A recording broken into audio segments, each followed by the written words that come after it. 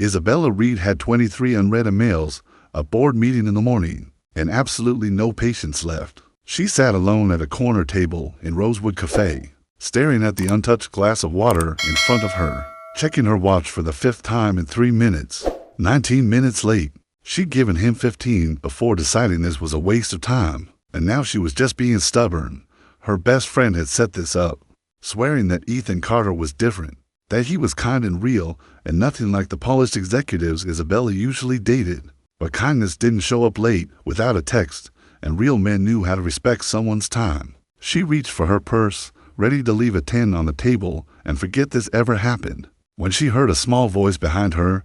"Excuse me, are you Isabella?" She turned to find the little girl standing there, identical twins with dark curls pulled into messy ponytails and matching denim jackets. They couldn't have been more than 7 years old, and they were looking at her with the kind of hopeful urgency that only children can pull off. "I am," Isabella said slowly, glancing around for a parent.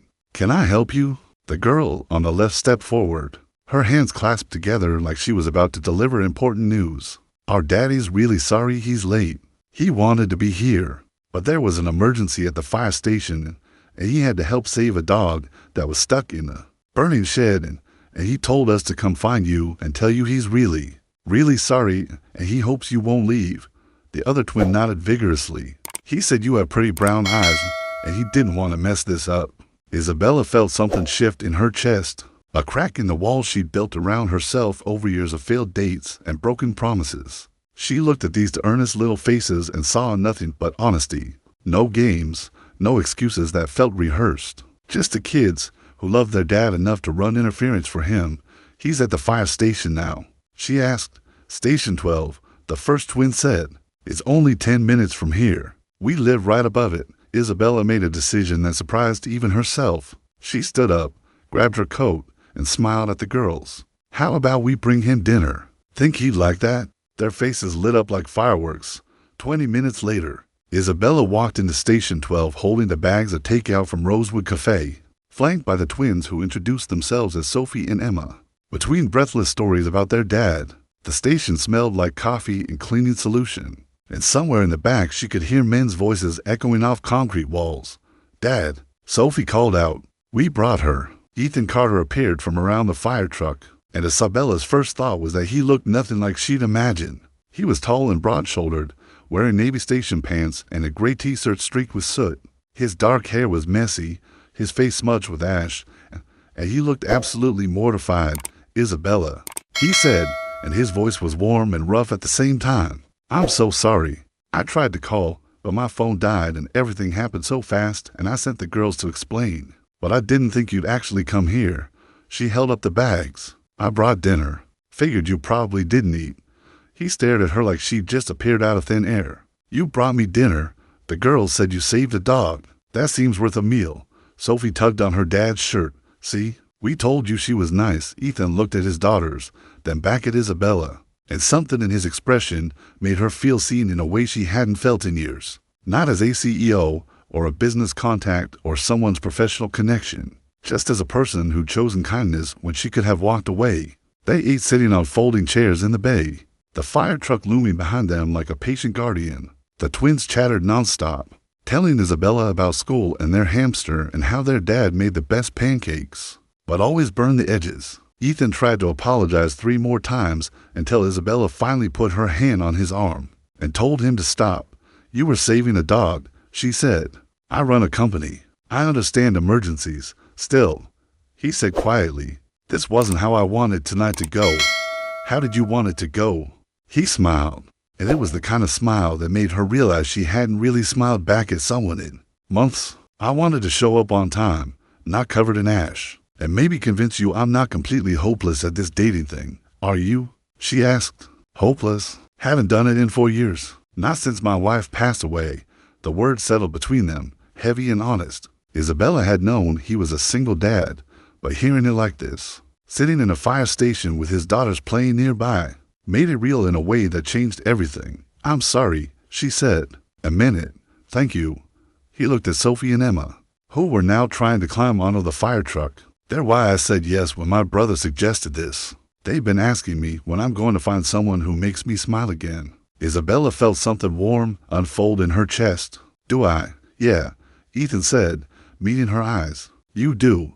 They stayed until the girls started yawning, and when Isabella finally left, Ethan walked her to her car with both twins holding his hands. She drove home through quiet streets, her mind replaying every moment, and realized she couldn't remember the last time she'd felt this kind of lightness. Over the next few weeks, Ethan called her. They talked late into the night after the girls went to bed, about everything and nothing, about his work and hers, about loss and hope and what it meant to rebuild a life. He told her about his wife, about grief that still caught him off guard sometimes, and Isabella surprised herself by sharing things. She never talked about the loneliness that came with success, the way she buried herself in work after her own failed engagement years ago.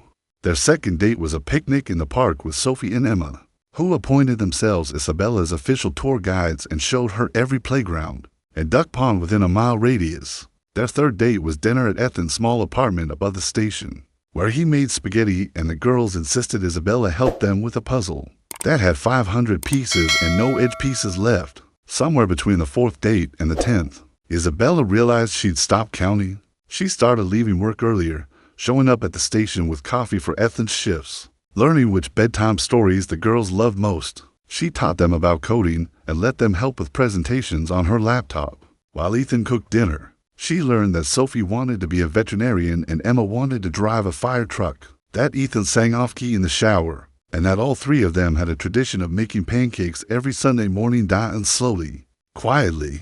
She became part of that tradition. It was 6 months in when Ethan sat her down one evening after the girls had gone to bed. He looked nervous, his hands clasped together, and Isabella felt her heart start to race. I need to tell you something, he said, about how this whole thing started. She waited. The blind date. My brother didn't suggest it. The girls did. He smiled, a little embarrassed. They overheard me talking to him one night about being lonely, about missing having someone to share things with. And Sophie looked up blind dates on my laptop and told my brother he had to set one up, because their teacher said sometimes people need help finding love. Isabella stared at him, and then she started laughing. She laughed so hard she had tears in her eyes, and Ethan looked relieved and confused at the same time. They set us up. She managed. They interviewed him about potential candidates, made him show pictures. Sophie vetoed 3 people before they saw your photo on your company website. Why me? Emma said you looked like you needed a family. Sophie said you look smart and nice and probably lonely like me.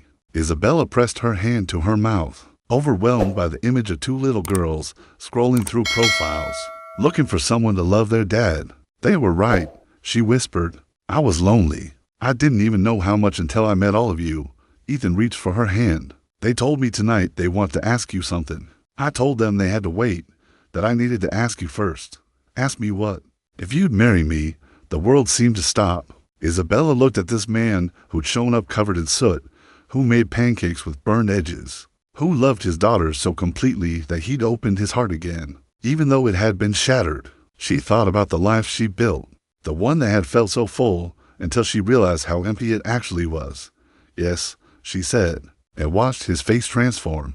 The proposal happened 3 weeks later during what the girls told her was a surprise fire drill. At the station, Isabella showed up thinking something was wrong, only to find the entire crew standing outside holding signs that spelled out "Marry our Captain." Ethan stood in the middle wearing his dress uniform, Sophie and Emma beside him holding a banner that read "Please say yes" in glitter paint. She said yes again, in front of everyone, and the girls tackled her in a hug that nearly knocked her over later. Sitting in Ethan's apartment with the twins curled up on the couch beside them, Isabella realized her calendar had changed. Board meetings now worked around school pickups. Business dinners included the extra seats and chicken fingers. Her driven, structured life had made room for chaos and laughter and love that didn't follow any schedule.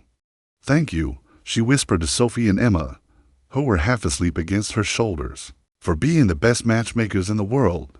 We knew you were the one, Sophie mumbled.